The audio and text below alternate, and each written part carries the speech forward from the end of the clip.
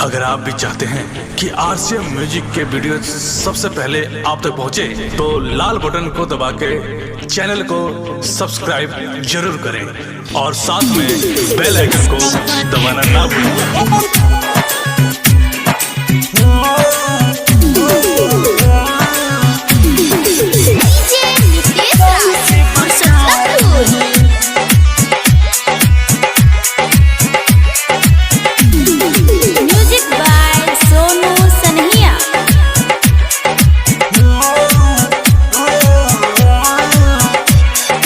टूटल बाटे दिल हमर कैसे बताई,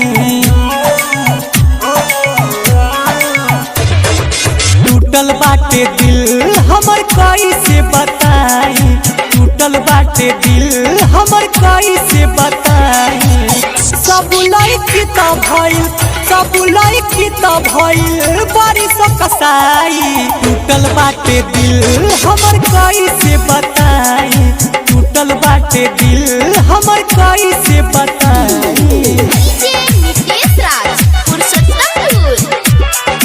टूटल बाटे दिल हमर कैसे बताई। सनहिया रिकॉर्डिंग स्टूडियो कटसा।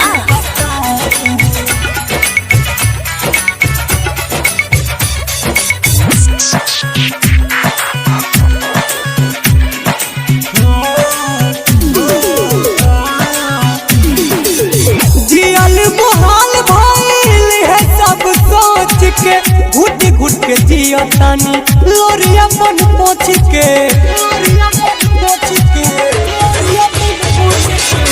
जियल मुहाल भइल है सब सोच के, घुट घुट के जियो तानी लोरी अपन पोछ के।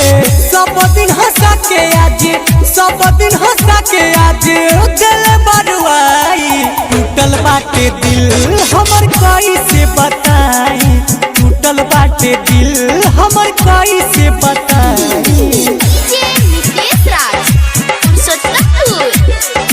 टूटल बाटे दिल हमर कैसे बताई। सनहिया रिकॉर्डिंग स्टूडियो कटसा।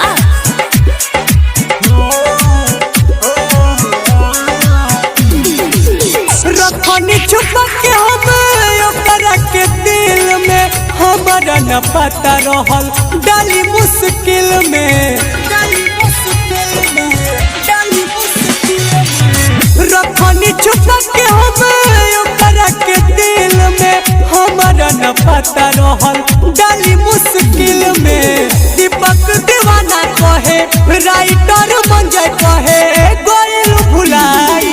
टूटल बाटे दिल हमर कैसे बताई, टूटल बाटे दिल हमर कैसे